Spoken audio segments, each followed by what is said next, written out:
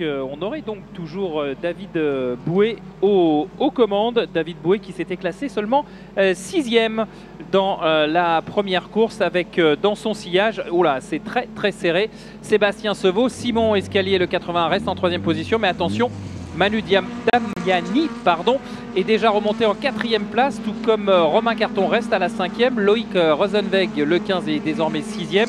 Clément Berlier, lui, est en 7e position. Il progresse d'une place dans la hiérarchie. On est en train de négocier la grande courbe et le virage d'Estoril pour remonter vers Adélaïde. Et a priori, pour l'instant, il semble, alors que les voitures remontent, oh, ça va être chaud et disputé ce freinage du côté d'Adélaïde. Derrière David Bouet, Sébastien Sevaux est toujours en deuxième position, mais je pense que Manu Damiani est passé en troisième position. Il aurait pris le meilleur sur Simon Escalier.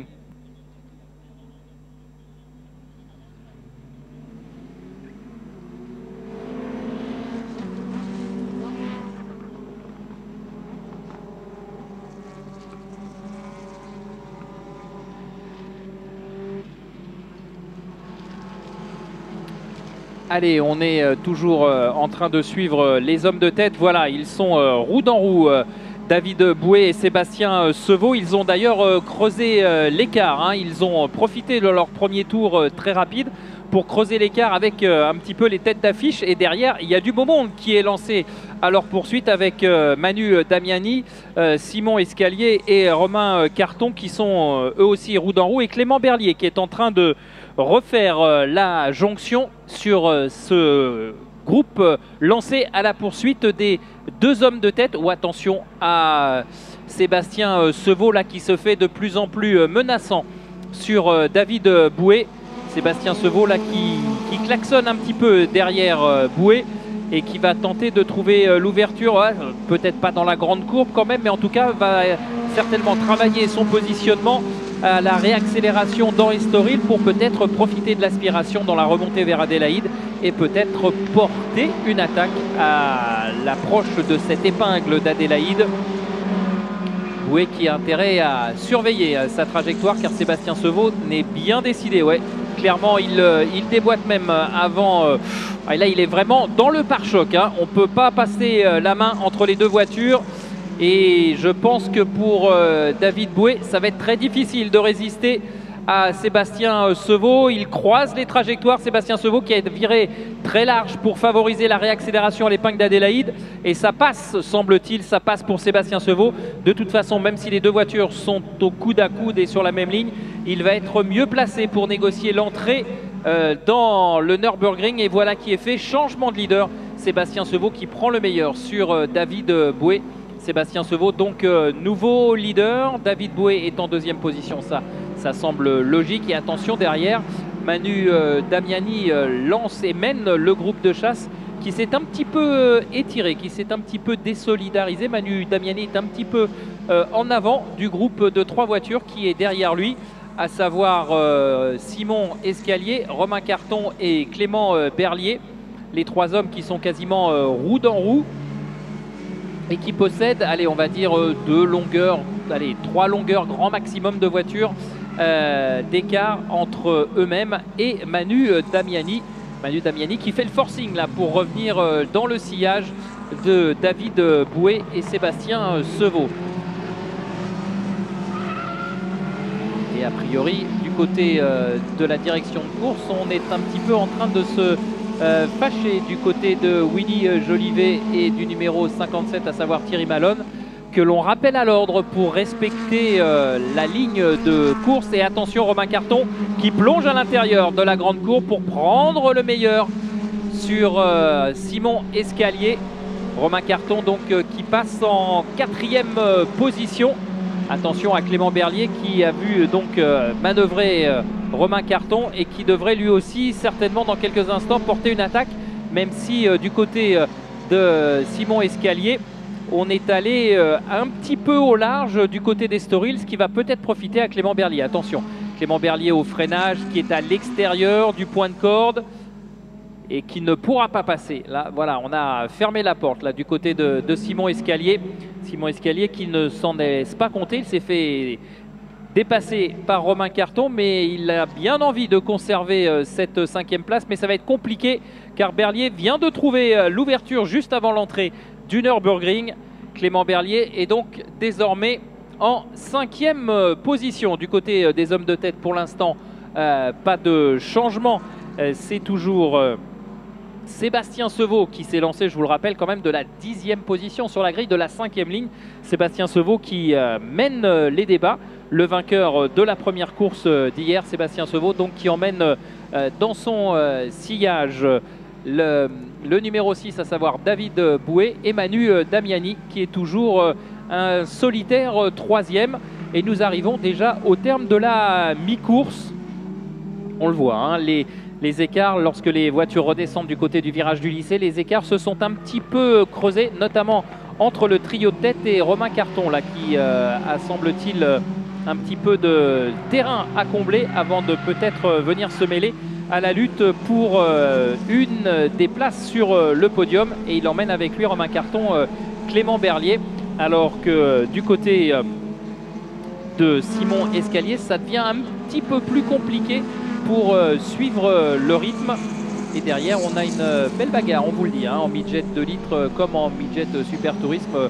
La bagarre, elle se fait à tous les étages. Et bien, on retrouve derrière Simon Escalier le numéro 15, Luc Rosenberg, aux prises. Alors, avec le 79, Christophe Carrière, les deux hommes qui vont s'expliquer pour les accessites, pour les places d'honneur. Et en tête, attention, Manu Damiani qui est revenu sur les talons de David Bouet. Il n'a pas réussi à trouver l'ouverture du côté d'Adélaïde, mais ça ne saurait tarder. On le sent un brin plus rapide, Manu Damiani, par rapport à Bouet. On va voir si David Bouet va être en mesure de répliquer ou tout du moins de recreuser l'écart qu'il s'était ménagé dans les tours précédents. Et pendant ce temps-là, pendant que ces deux garçons s'amusent, devant, ça fait les affaires de Sébastien Sevaux, le numéro 24, Sébastien Sevaux, qui continue sa marche en avant. David Bouet et Manu Damiani qui sont quasiment roue dans roue. Et un tout petit peu plus loin, on a Romain Carton et Clément Berlier, eux aussi roue dans roue pour se disputer la 4e place. Escalier et Rosenberg sont pour l'instant en train de se disputer, eux, c'est eux que l'on a à l'écran, la 6e et 7e position. Voilà, des petits groupes se sont formés, des petits duos se sont formés sur la piste. On le voit, le trio de tête et derrière des petits paquets de 2-2. Pour l'instant, c'est bien parti pour Sébastien Sevaux. Sébastien Sevaux, le pilote du team Génération Stunt, là, qui mène les débats et qui est pour l'instant à l'abri d'une éventuelle mauvaise surprise initiée par David Bouet. David Bouet, lui, qui pour l'instant s'emploie à contenir la pression qu'exerce sur ses épaules Manu Damiani. Et un petit peu plus loin, on retrouve également un duel entre Romain Carton et Clément Berlier. C'est chaud aussi, mais pour l'instant, Clément Berlier qui n'est pas en mesure d'attaquer directement Romain Carton. Allez, Manu Damiani qui est dans l'aspiration de David Bouet. Va-t-il pouvoir se déporter au freinage d'Adélaïde? Non, il est encore un petit peu loin, Manu Damiani. C'est juste. Et par contre, pour Clément Berlier, ça passe sur Romain Carton à Adélaïde. Une attaque très propre à l'intérieur. Clément Berlier qui a trouvé l'ouverture et Romain Carton qui n'a pas voulu tenter le diable pour résister et qui a laissé la porte grande ouverte. Et c'est passé. Oui, c'est passé pour Manu Damiani. On avait un instant cru qu'on était reparti sur l'arrière du peloton, mais non, c'est bien ça. À l'entrée du 180 degrés, Manu Damiani a trouvé l'ouverture sur David Bouet.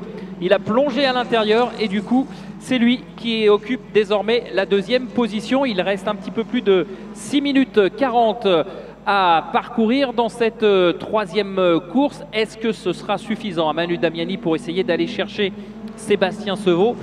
Rien n'est moins sûr. Il a perdu pas mal de temps pour se défaire de David Bouet, Manu Damiani. Donc pas évident de refaire le retard qui doit se chiffrer autour des 2 secondes et demie, peut-être au niveau du chrono. Ouais, on est peut-être même proche des 3 secondes. On va vérifier ça dans quelques instants sur la ligne de chronométrage. Et vous le voyez peut-être si vous êtes comme nous sur la ligne droite des stands. On voit les 4 machines, les 4 voitures de tête espacées globalement du même écart, même jusqu'à Romain Carton en 5e position. L'écart est quasiment identique pour chaque voiture. Oui, 1 seconde 5 entre Manu Damiani et Sébastien Sevaux. Manu Damiani qui va peut-être réussir à revenir sur Sébastien Sevaux, mais on l'avait vu. Hier, il avait Il avait bien résisté aux attaques de Clément Berlier. Donc je pense que pour Sébastien Sevaux, ça devrait être suffisant pour lui permettre de rallier l'arrivée sans encombre. 1 seconde et demie, ça doit pouvoir se gérer. Et Clément Berlier qui en cette fin de manche est littéralement déchaîné. Il va attaquer David Boué à Adélaïde. Non, David Boué qui s'est mis milieu de piste pour fermer la porte et protéger sa trajectoire. Mais attention, là, Clément Berlier en fin de manche, en fin de course, et semble-t-il très très rapide. Il vient d'ailleurs de signer le meilleur temps absolu dans le 2e secteur chronométré. Allez, Clément Berlier et David Boué à l'attaque au coude à coude du côté du virage du 180 degrés. Il a tenté une manœuvre d'intimidation à Adélaïde, ça n'a pas fonctionné. Clément Berlier est donc en train de chercher l'ouverture. Ça glisse à la réaccélération du 180 degrés. On met des belles virgules réalisées sur l'asphalte grâce aux pneumatiques Yokohama. Ce qui fait que, eh bien, on voit clairement que les deux pilotes sont à l'attaque maximale. David Boué pour tenter de résister à Clément Berlier. Et Clément Berlier, lui, a bien envie et n'a qu'un seul objectif, c'est prendre le meilleur sur David Boué pour aller chercher cette 3e marche du podium. Ah, ça va être dans les ultimes secondes de cette course. Là, David Boué qui va devoir fermer la porte là. Au virage du lycée, c'est fait. Clément Berlier qui doit rester derrière et Romain Carton qui en 5e position perd un petit peu de terrain. Il a du mal à suivre le rythme des hommes qui sont devant lui et Clément Berlier qui continue d'enfoncer le clou avec une très belle réalisation. En revanche pour Manu Damiani, lui aussi, il cravache actuellement sa midget de litre, meilleur secteur absolu dans le 3e partiel pour Manu Damiani qui tente de revenir sur le leader. Et arrêt au stand pour la 79, Christophe Carrière qui semble avoir un souci sur sa voiture et qui malheureusement eh bien, doit rejoindre la voie des stands. Allez, on a deux duos en pleine séance d'affrontement. Sébastien Sevaux pour Manu Damiani pour la gagne de cette épreuve. Et derrière, David Boué et Clément Berlier pour la dernière marche du podium. Et on a une nouvelle voiture là qui rentre au stand, me semble-t-il. Allez, attention à cette attaque. Non, ça ne passera pas là pour Clément Berlier à l'entame du 180 degrés. Il n'a pas réussi à trouver l'ouverture. Et arrêt de la voiture numéro 2 de Franck Salvi. Franck Salvi donc qui est obligé de s'arrêter à moins de 2 minutes 35 du terme de cette 3e manche. Allez, David Boué ou Clément Berlier qui va monter sur la dernière marche du podium et rejoindre Sébastien Sevaux et Manu Damiani pour la cérémonie protocolaire. C'est toute la question et tout l'intrigue de ces 2 dernières minutes, puisque lorsque les leaders vont repasser sur la ligne de chronométrage, eh bien ils vont rentrer dans leur avant-dernier tour. Voilà, avant-dernier tour pour Sébastien Sevaux et Manu Damiani.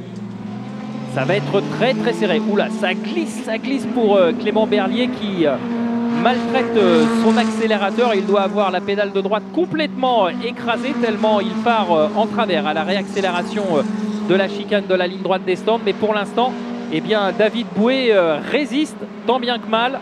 Il arrive à repousser les attaques de Clément Berlier. Attention tout de même là, Clément Berlier qui est idéalement placé dans l'aspiration de David Boué au moment où les 2 voitures remontent vers Adélaïde. Est-ce qu'il va se décaler? Est-ce que David Boué va rester à droite pour bien fermer la porte? J'ai l'impression que c'est le cas. Clément Berlier qui est obligé d'aller sur l'extérieur. Mais là, David Boué qui ferme la porte, qui n'est pas forcément dans la trajectoire la plus rapide, ce qui pourrait profiter à Clément Berlier. Ça a été le cas où on est limite là du contact, ça touche, ça frotte même entre les 2 voitures. À l'entrée du Nürburgring, c'est Clément Berlier qui est le mieux placé, qui va donc prendre l'avantage, rentrer donc dans cette chicane du Nürburgring au 3e rang de cette course à moins de 50 secondes du terme du temps réglementaire. Clément Berlier passe en 3e position. David Boué a résisté autant que se faire se peut, mais malheureusement là, il a dû s'incliner.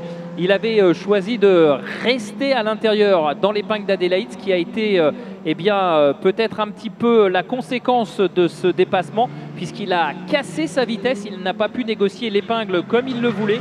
Et du coup, eh bien, la réaccélération, Clément Berlier qui avait pris entre guillemets, oula, ça glisse énormément pour Clément Berlier. Oh, quelque chose me dit qu'on n'a peut-être pas la physionomie définitive de ce podium parce que ça glisse beaucoup du côté de la voiture de Clément Berlier. Et attention à David Bouet au freinage du lycée qui harcèle, il n'y a pas d'autre mot. Et pour 5 secondes, on est reparti dans un dernier tour de folie. Oh là là, Clément Berlier qui est en totale dérive.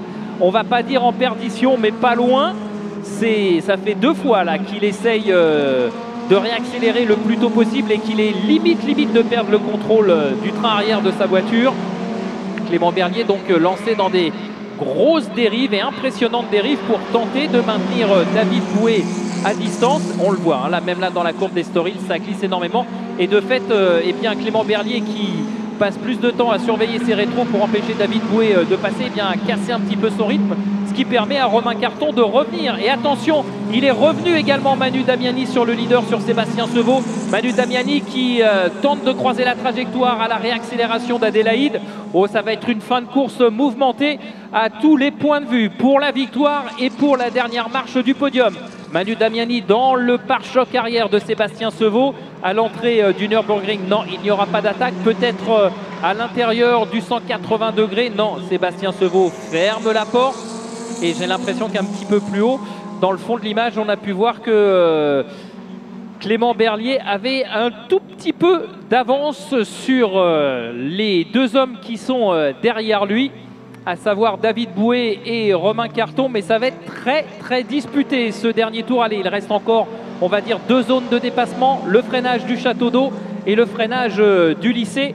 Pour Clément Berlier, ça semble être relativement bon. On va rester calme sur le pronostic, car il va falloir sortir très fort du virage du lycée. Et c'est bon pour Sébastien Sevaux, ça va passer. Manu Damiani qui était revenu, mais là qui ne peut rien faire. Sébastien Sevaux va donc s'imposer devant Manu Damiani et Clément Berlier, alors que derrière Romain Carton, on attendait peut-être une attaque sur David Bouet, mais ça ne passera pas. Voilà, victoire de Sébastien Sevaux devant Manu Damiani, et Clément Berlier conserve le gain de sa 3e place. David Bouet termine 4e, Romain Carton 5e.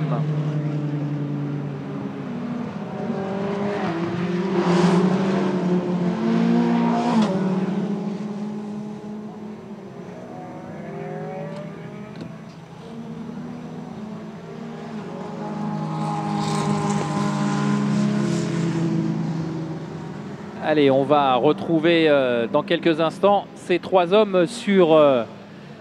Oula, ouh, il y a eu un gros accrochage là au freinage du lycée. Dans ce dernier tour, là, 3 voitures qui sont parties au contact dans l'échappatoire. Que s'est-il passé là? On a vraiment l'impression qu'il y avait 2 voitures en perdition. Ouh là là, la 14 là qui est en train de finir dans un état catastrophique. Jérémy Camus qui est contraint de s'arrêter à l'extérieur de la piste, victime collatérale là, de cette passe d'armes entre le 177, à savoir Igor Muralev, et on n'a pas vu l'autre voiture qui était restée entre guillemets sur le carreau, mais phase de course surprenante. Regardez là, il y est pour rien malheureusement, le numéro 14, à savoir Jérémy Camus, qui prenait sa trajectoire et qui a ensuite été harponné par Igor Muralev, pour ne pas dire coupé en 2. Et l'autre pilote qui est parti à l'extérieur de l'échappatoire, eh bien c'est Franck Marchois, le 911, qui est parti vraiment à la limite. Il y avait un gros bras de fer là entre les 2 hommes qui se sont retrouvés séparés par Jérémy Camus. Et malheureusement, le pauvre Jérémy Camus là qui est immobilisé à l'extérieur de la ligne de chronométrage, eh bien n'a pas compris, n'a pas dû comprendre ce qui lui est arrivé.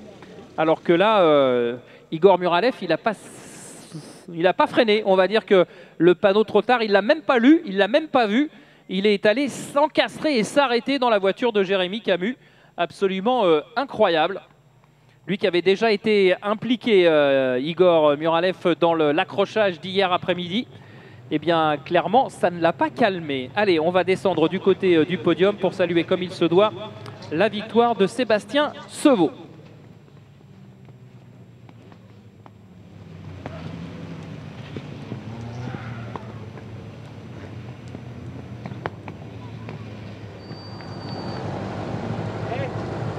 Tu l'as fait celle-là?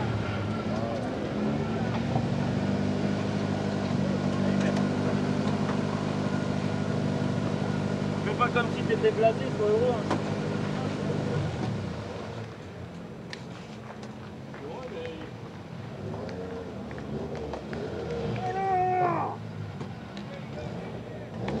Merci les gars.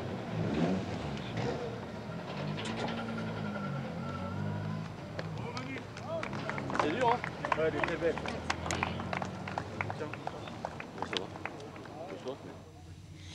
Sébastien, bravo de victoire en 2 courses. Alors hier, elle avait été écourtée, tronquée par une longue neutralisation. Aujourd'hui, en revanche, il fallait rien lâcher jusqu'à l'arrivée parce que c'était très disputé. Non, rien lâché. En partant 10, les grilles inversées, c'est vraiment sympa comme formule. Et j'ai doublé les pilotes un à un et j'ai réussi à tenir Manu qui revenait un petit peu derrière en fin de course. Mais je suis super content et merci à tout le team. Hein. C'est eux qui font le plus gros du boulot. Merci beaucoup Sébastien, bravo à vous. On vous laisse aller au podium. Quant à nous, évidemment, on va le vivre en direct, ce podium. Et on se retrouve juste après la pause, à partir de 14h25, pour la 4e course de Super Tourisme. À tout à l'heure.